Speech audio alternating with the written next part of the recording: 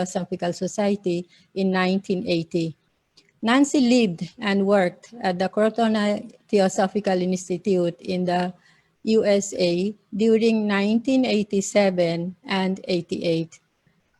She served as National Secretary of the Theosophical Society in America from 1988 through 1990. A certified public accountant by profession, Nancy subsequently served as National Treasurer of the Theosophical Society in America for 18 years. She currently holds the position of International Treasurer of the Theosophical Society. Nancy became the International Secretary of the Theosophical Order of Service in December 2014. Since then, she has traveled in the USA, Europe, and Asia, giving presentations, talks, and workshops on TOS work around the world and related theosophical topics. Her articles and some of her talks have been published in the Theosophist and other theosophical publications. Brothers and sisters, let us all welcome our dear sister, Nancy Secrest. Thank you, Reka. It's really a privilege and an honor to be here with everyone today. It's a joy, actually. So I will start my talk. Several people had asked me, and one for the wall, what the heck does that mean? So I'm going to tell you. And I will tell you by telling you a story. A woman walked into a coffee shop, and in front of her were a couple of other people, and she listened to them placing their orders. And the first woman said, I'll have a mocha cappuccino tall and one for the wall. Okay, said the barista. He filled her order. And then the next person was a tall man with a goatee, and he ordered venti cappuccino, and I think I'll have one of those egg and cheese sandwiches, and one for the wall, the sandwich too. Okay, said the barista, and he filled their orders. Then he went and from the counter, took some little cutouts, little pieces of paper, and put them up on the wall behind the counter. Two of them were pictures of cups of coffee, and the third one was a picture of a sandwich. So then the next woman came and she placed her order, the one who's telling the story. She came and she placed her order and moved to the side while it was being ready. In the meantime, another person came in. This was an elderly woman. She looked kind of disheveled. Her clothes had seen better and cleaner days. Her hair was kind of stringy to her shoulders, and she wore ratty woolen gloves with no fingers, and it was a pretty cold day out. And the barista came up to her and he said, how can I help you? And she looked down, kind of embarrassed, and she said, can I get something from the wall? Well, of course, the barista smiled.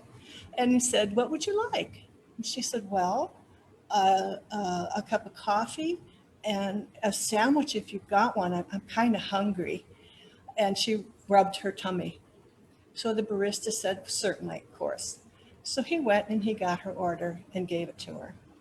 Then he went back to the first woman because her order was ready and started to give it to her. And she said, excuse me, I'm really curious. What is this one for the wall thing? What's that all about? And so the barista told her, well, one day I was working and some people came in and this man was at the counter and he ordered a coffee, a latte, I guess, whatever, and said, and I would like to pay for the coffee for the person behind me as well. And the barista said, oh, sure, fine, if that's what you want. So he did that. And the first guy left, and then the next person came up and made his order. And when he went to pay, the barista said, well, you don't have to do that because the person who was here before you already paid for your order. And this person was very surprised and delighted. And he said, well, in that case, let me pay for the order of the person behind me. And so it went through the end of the line. Each person was paying for the person behind them until it came to the last guy in the line. So he made his order and went to pay, and the barista said, nope, sorry, the person who was ahead of you already paid. You don't owe anything. And he said, really? You're kidding. And the guy says, nope, that's just true. So we said, okay, I'll tell you what. I'm going to give you this money for an order, and why don't you just tack it up on that wall there, and then when somebody else comes in, you can use it for them, especially if they look kind of down and out. That would be great. So the person said, okay, whatever you want. And he said, so the money was up on the wall and I didn't do anything with it for a few days, he's telling the woman. And he said, and one day this little boy came in with his dad, and the little boy is walking around, looking at everything, touching things as children do. And he said, hey guy, what is that money on the wall for? What's that? He said, so I told him the story. And the little boy said, oh. And he turned around and he looked out the window. He said, well, that guy out there looks like he could use a cup of coffee. I'll go get him. So the little boy runs outside, grabs this bedraggled looking man who was sitting on the curb by the hand and pulls him back into the coffee shop. Apparently the lesson about not talking to strangers didn't get in. But anyway, this was okay this time. So he drags him in and he brings him up to the counter, and the barista says, what would you like? You know, we already have somebody else already paid for it. You can have what you want. So he made an order and he was quite happy with that. And so the barista is telling the woman this story, and he said, so before very long, they were givers and takers. The word got out. There were givers and takers in all the time. He said, it's really kind of a nice thing for the givers. It's an unselfish act, and they don't, especially because they don't even know who they're buying coffee for. And for the takers, they're grateful, but yet they don't have to be beholden to a specific person. So it's a win-win for everybody. So that's my little story about One for the Wall. And I embellished it quite a bit, actually, but it is a true story. And we printed it in a TOS, In Touch Online e-newsletter. It's our e-newsletter that goes out quarterly to people who are on our subscription list. And I'll tell you later how you can do that if you want to. And so this was in the March 2015 edition, and it was about a cafe in Venice, Italy. Since that time, I have heard about other places that also do this. Maybe you know of one. Maybe there's one in your town, or maybe you'd like to get it started in your town. In our next issue of the e-newsletter, we have another article called A Place Called Curiosity. And the T in that is spelled T-E-A, because it is a cafe, and it is a cafe in England. I think Blackpool is where it's at. It's a cafe in England that does the same thing, and many, many more kindnesses. They have a Christmas get-together for everybody in the whole neighborhood. They have clothing boxes where you can give and take items, a whole bunch of things. So anyway, that's that article. It's a simple way to help those who might otherwise be begging on the street in order to get a meal and something hot in their bellies on a cold day or cold on a hot day. The theme of this conference,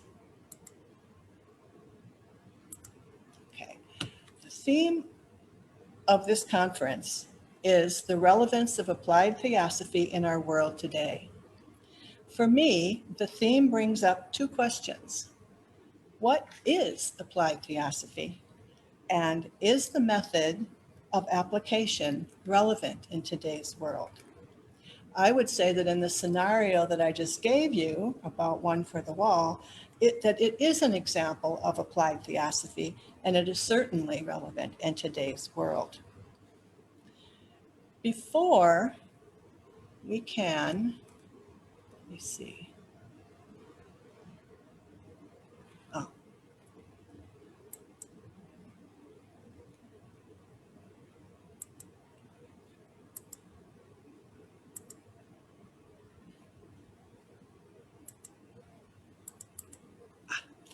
before we can apply Theosophy, we need to know something about what Theosophy itself is. We need to know what we are applying. Theosophy, or rather the Theosophical Society, has three objects. The first one, which is the most relevant to what we're talking about today, is to form a nucleus of the universal brotherhood of humanity without regard to race, creed, sex, caste, or color. So the object is one of brotherhood, and not just any brotherhood, universal brotherhood. So what does that mean? On the surface, brotherhood or sisterhood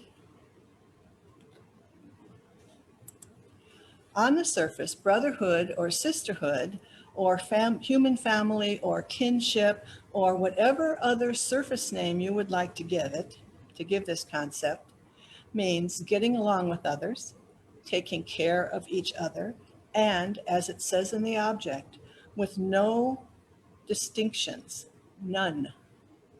Not racial differences, not religious differences, with no gender or sexual orientation differences, not differences of class or ethnicity or culture or anything else that might tend to divide us.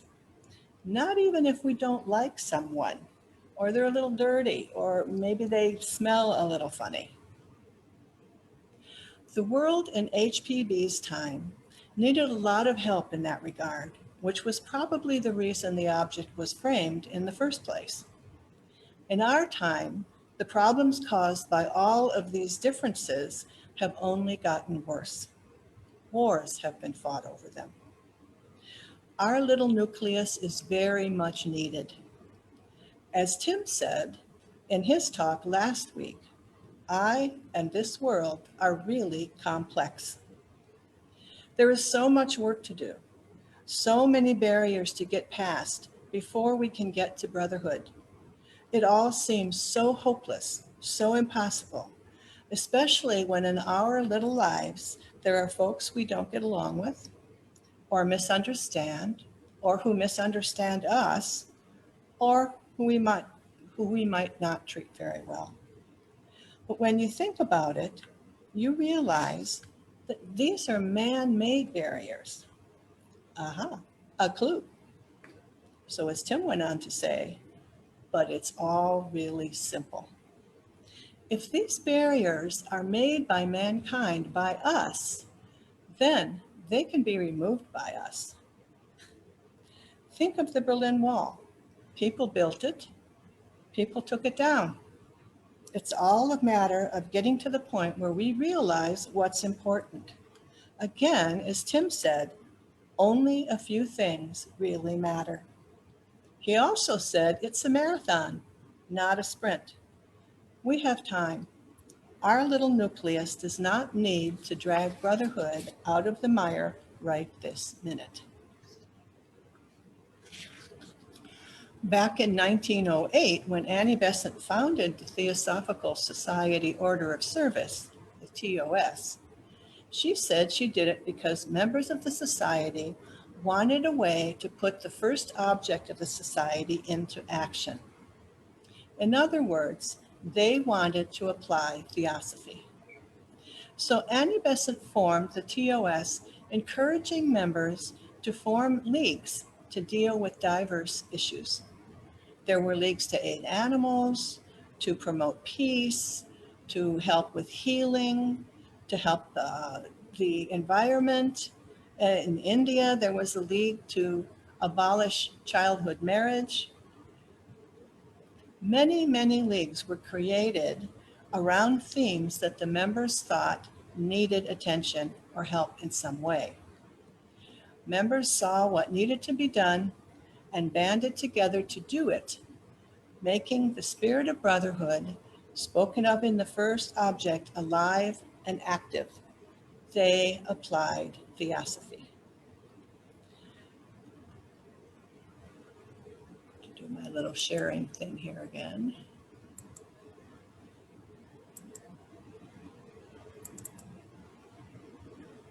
Okay.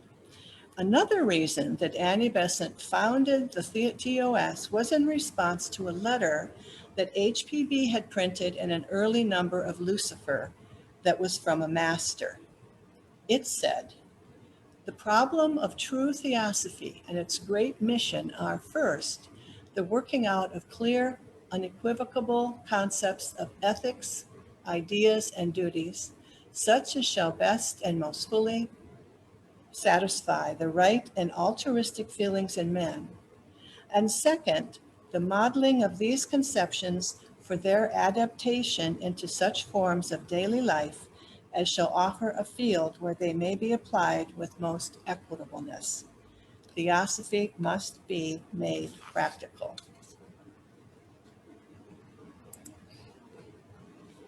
In an article published in the June 2015 TOS e-newsletter entitled "Serving in Our Communities," Carolyn Harrod, a well-known TOS worker, very, very active worker from Australia, wrote, "When Dr. Besant formed the TOS, her intention was that it would be an avenue through which TS members could apply their theosophical principles within their own communities."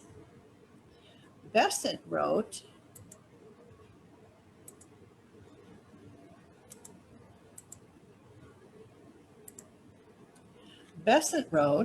in the March 1908 edition of the Theosophist, "The TS Order of Service aims at making Theosophy practical in order that the sum of human misery within and around the areas of every branch of our society may be visibly diminished. It will seek to model the conceptions arrived at by theosophical study for their adaptation into useful forms of daily life, and offers a common work to all who are willing to act on these principles." Carolyn went on to say, "Many of us in Western countries put considerable effort into raising funds for educational and social welfare projects run by TOS groups in Asia and Africa. We do this because we see the vast need in these countries and want to help to alleviate suffering. Our donations definitely help these TOS groups extend the services they provide in their countries. So this is service work that we need to continue." At the same time, Annie Besant's words challenge us to look in our local communities, to look more closely, and to identify opportunities on our own doorstep for putting Theosophy into action. So how might we go about doing this?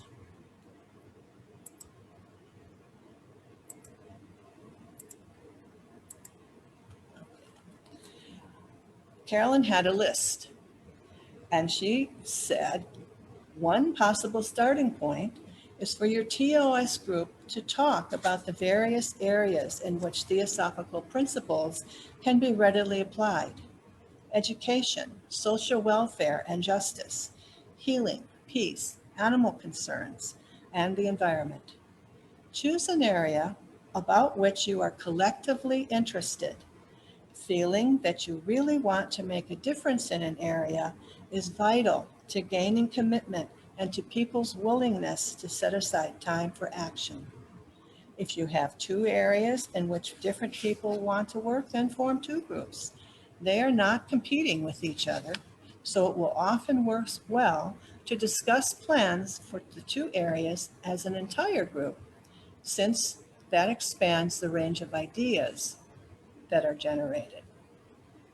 Then, when you have decided on a focus area, brainstorm issues in your community that are related to that area. Identify one or two of these issues about which your group could do something to help. List your ideas about ways of helping.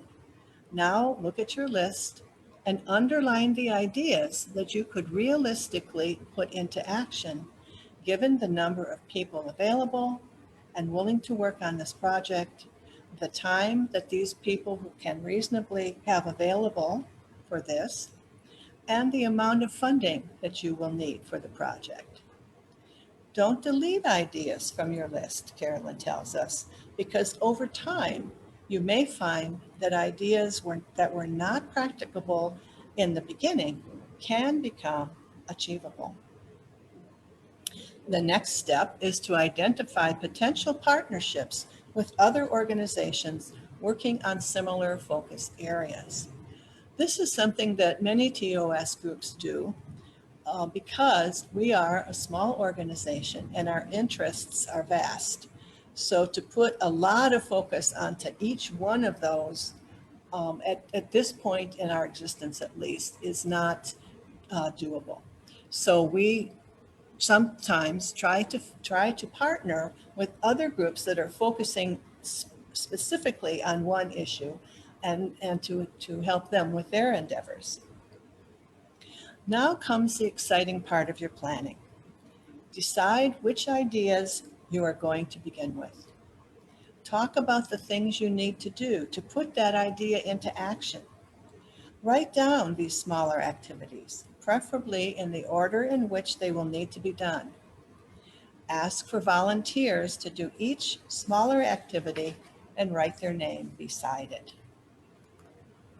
It's a good idea to ask for a volunteer, one person, to coordinate the project. Provide members with a record of what is being done and who is responsible. Then include your community project on the agenda of each meeting so that it remains alive and in view of everyone. Review your progress.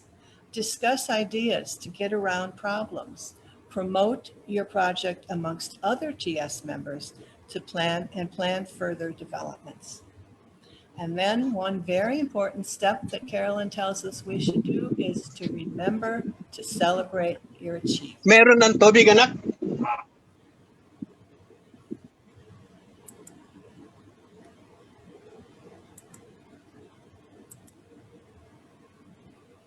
Oh, I don't have to do that.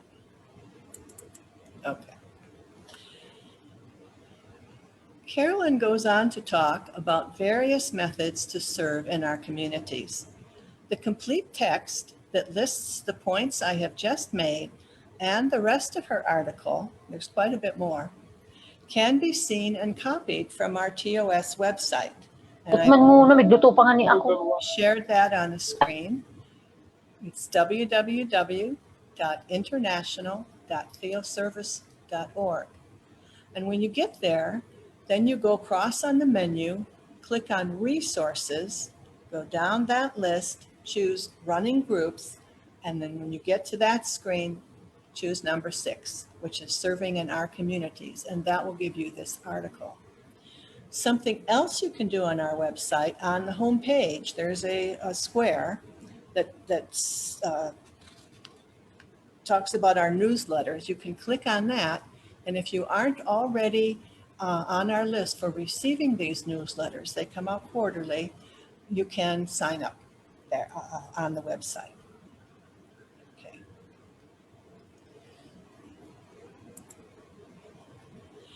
In the Key to Theosophy, the inquirer asks Blavatsky, "What do you consider due to humanity at large?" And Blavatsky answers, "Full recognition of equal rights and privileges for all, and without distinction of race, color, social position, or birth." Then the inquirer asks, "What would you consider such due not given?" Blavatsky replies, "When there is the slightest invasion of another's right, be that a man or a nation, where there is any failure to show him the same justice, kindness, consideration, or mercy in which that we desire for ourselves." HPB also said, "And this can be attained only by inculcating those higher and nobler concepts of public and private duties, which lie at the root of all spiritual and material improvement. In every conceivable case, he himself or she must be a center of spiritual action, and from him or her and their own daily individual life must radiate those higher spiritual forces which alone can regenerate their fellow man.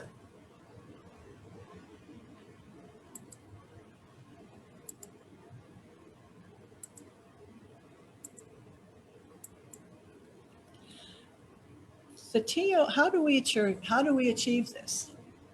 The TOS has a twofold purpose: the unselfish service of the needy and suffering, and the inner transformation of the server.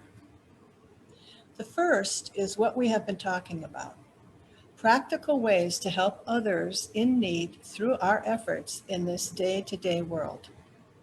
The second is not consciously focused on in connection with our service.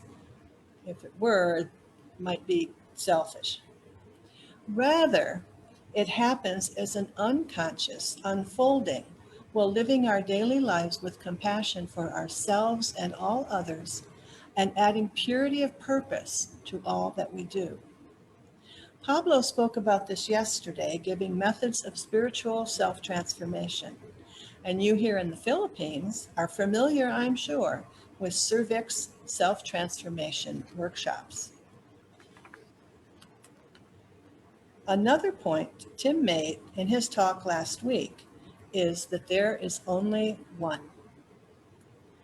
Blavatsky taught, oops,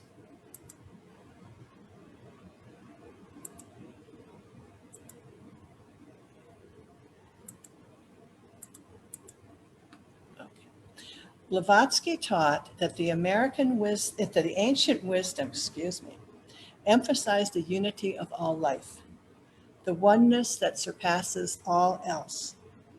This we see reflected in the first object of the Theosophical Society: to form a nucleus of the universal brotherhood of humanity without distinction of race, creed, sex, caste, or color. While many of the diverse topics Blavatsky discussed were intricate and at once ancient and yet visionary, her underlying themes were simple. It's all simple. Self-knowledge and altruism. Not so simple to attain, of course, but clear as to the goal and how to reach it. She tells us in Voice of the Silence, to live to benefit mankind is the first step. To practice the 6 glorious virtues is the second. To live to benefit mankind could be seen as a goal in itself. One could spend lifetimes working for the benefit of humanity. And indeed, this is what is known as the Bodhisattva Path. The difference being that the Bodhisattva has already attained self-knowledge. But for the rest of us, from this first step, from living to benefit mankind, self-knowledge, our true goal, is born. For as HPB also tells us, self-knowledge is of loving deeds the child.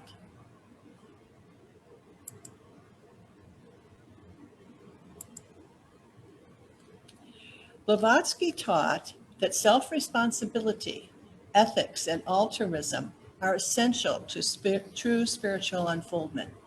She said that Theosophy is altruism, and more specifically, that he who does not practice altruism, he who is not prepared to share his last morsel with the weaker or poorer than himself, he who neglects to help his brother man of whatever race, nation, or creed, whenever and wherever he meets suffering, and who turns a deaf ear to the cry of human misery, he who hears an innocent person slandered, whether a brother Theosophist or not, and does not undertake his defense as he would undertake his own, is no Theosophist. Our first step, then, is to live to benefit mankind.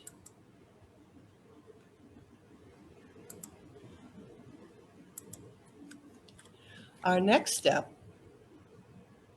The second step, says HPB, is practicing the 6 glorious virtues, the paramitas. In the Voice of the Silence, these are listed as, and I'm not going to attempt to say the Sanskrit words because I will mispronounce them, and that's not good.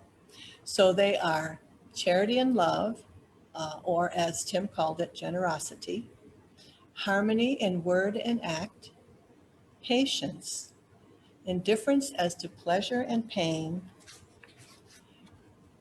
dauntless energy, and ceaseless contemplation.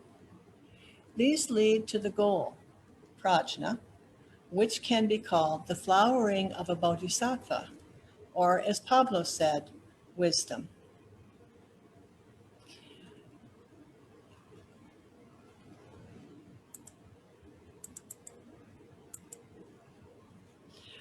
In the Voice, HPB also speaks of the I and the heart doctrine. Simply put, the I doctrine is head learning, and the heart doctrine is soul wisdom. We are told to learn above all, to separate head learning from soul wisdom. This is so that soul wisdom has the room to grow. Ultimately, we are to blend thy mind and soul. As, quote, even ignorance is better than head learning with no soul wisdom to illuminate and guide it, close quote. Of course, all of this leads us back to Blavatsky's emphasis on self-knowledge, responsibility, ethics, and altruism. HPB held a practical view of Theosophy to which many of us can relate. She emphasized brotherhood, charity, mutual help, understanding, and goodwill among all. She advocated for the basic laws of life, calling brotherhood a fact in nature. Madame Blavatsky held that the regeneration of mankind must be based upon the development of altruism. Her constant lesson to us is the necessity of subduing self and of working for others.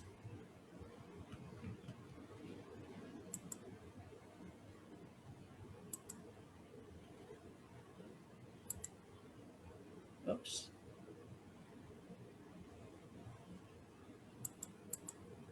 Uh-oh. Okay. All right. I have goofed up my slides. We'll just move on. In October, I'll take that off of there though. In October 1889, HPB published The Golden Stairs, as quoted from a letter from a master.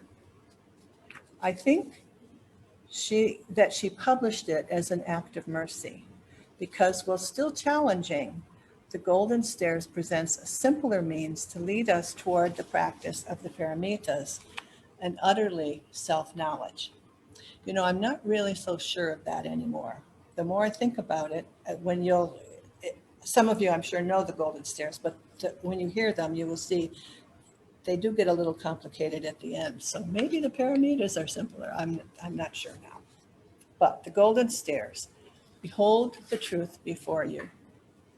A clean life, an open mind, a pure heart, an eager intellect, an unveiled spiritual perception, a brotherliness for one's co-disciple, a readiness to give and receive advice and instruction, a loyal sense of duty to the teacher, a willing obedience to the behests of truth, once we have placed our confidence in and believe that teacher to be in possession of it. A courageous endurance of personal injustice, a brave declaration of principles, a valiant defense of those who are unjustly attacked, and a constant eye to the ideal of human progression and perfection which the sacred science depicts.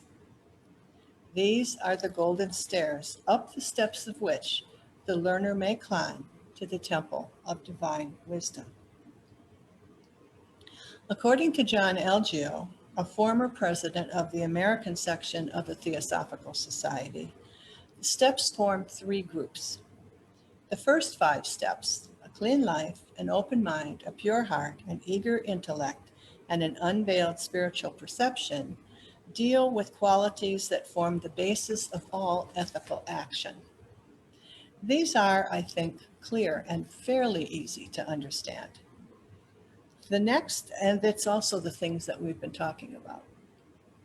The next 4 address the question of our relationship to our neighbors.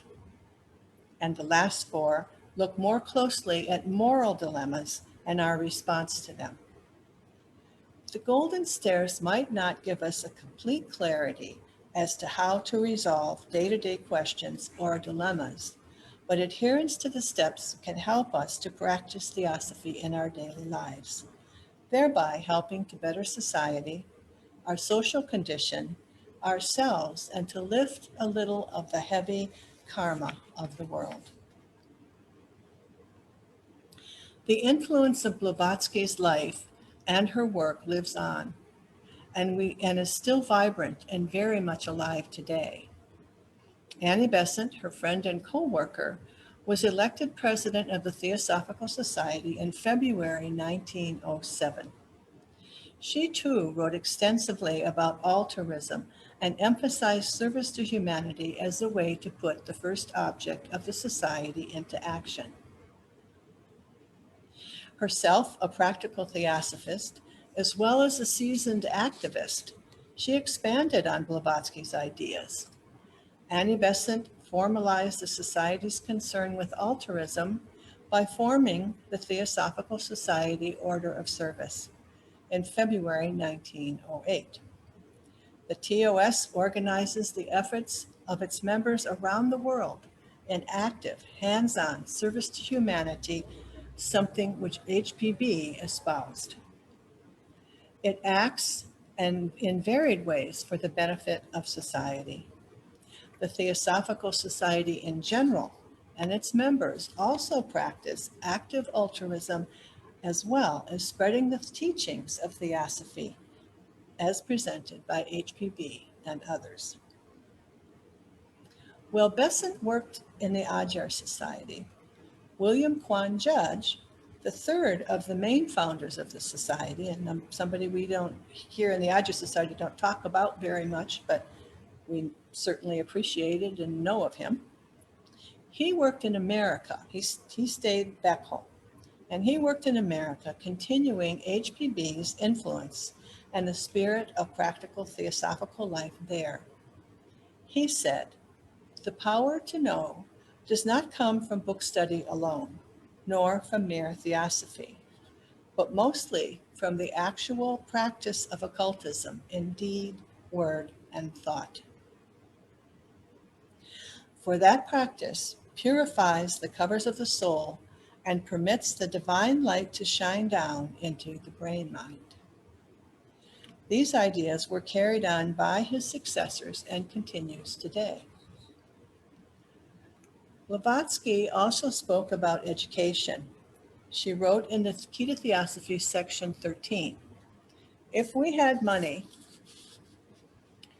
we would found schools which would turn out something else than reading and writing candidates for starvation. Children should above all be taught self-reliance, love for all men, altruism, mutual charity, and more than anything else to think and reason for themselves. And we believe that much, if not all of this, could be obtained by proper and truly theosophical education." Through the years, various educational efforts whose proponents were influenced by Blavatsky and her views have emerged. The schools of Maria Montessori, the Waldorf schools of Rudolf Steiner, a former member of the Theosophical Society, and the Krishnamurti schools all show definite theosophical influences. Today, as you all in the Philippines know very well, there is a fine example of theosophical education spoken of by Blavatsky in the Golden Link College in the Philippines, where children are taught theosophical values in ways appropriate to their ages and good character is modeled by the teachers and administrators. Currently, an effort is underway to instill a more theosophical approach to education in TOS and Besant Education Foundation schools in India and in the Alcott Memorial Higher Secondary School at Adyar. The current methods used in these schools are being looked at, and ways of introducing more theosophically based education methods are being explored. Results so far are that the Besant Education Foundation schools are once again in the hands of the Theosophical Society in India. There are schools again. And last June, a new Theosophical school, the Adyar Theosophical Academy, was opened here where I live at Adyar, and it is flourishing. We were in the process of adding 3 new classrooms when COVID-19 struck. So for now, classes are being conducted online and construction is stalled, but it will happen. Altruism is also active today in prisons around the world. In several countries, theosophical books are sent to prison libraries. And in America, knowledgeable members of the society act as mentors to prisoners who enroll in various theosophical correspondence courses. Various medical efforts are also made through the TS around the world. Wheelchairs and other medical devices are made available to those who need them throughout India.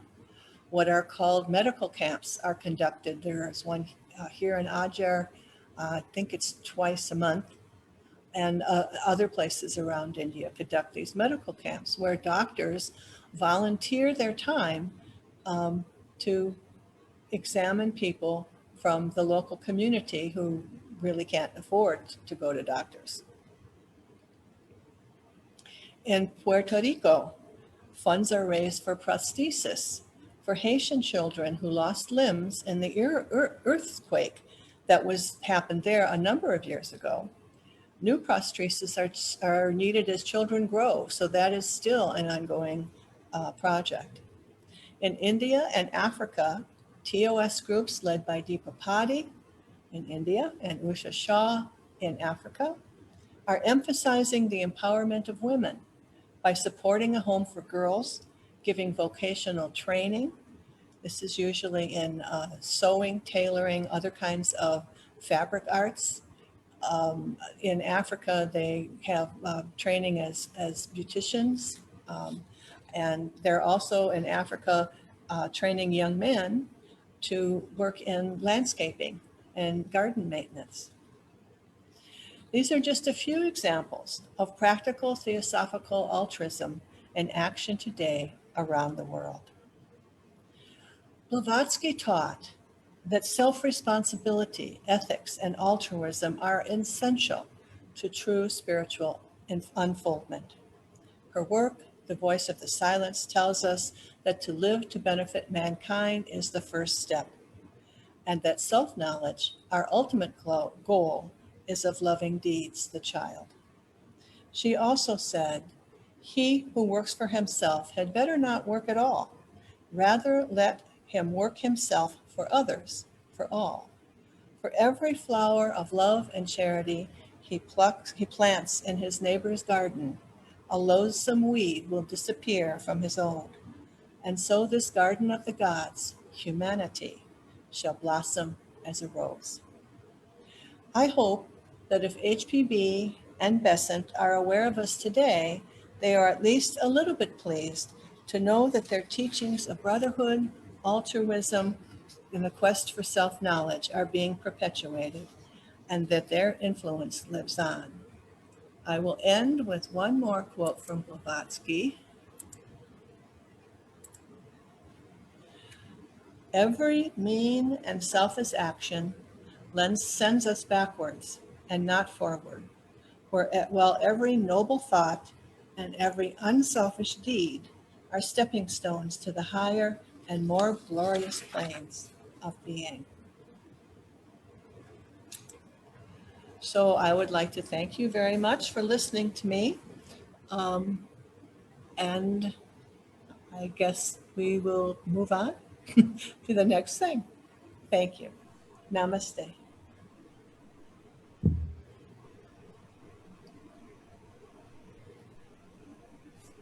Grace? Yes, thank you very much, Sister Nancy, for that very interesting talk, and especially on your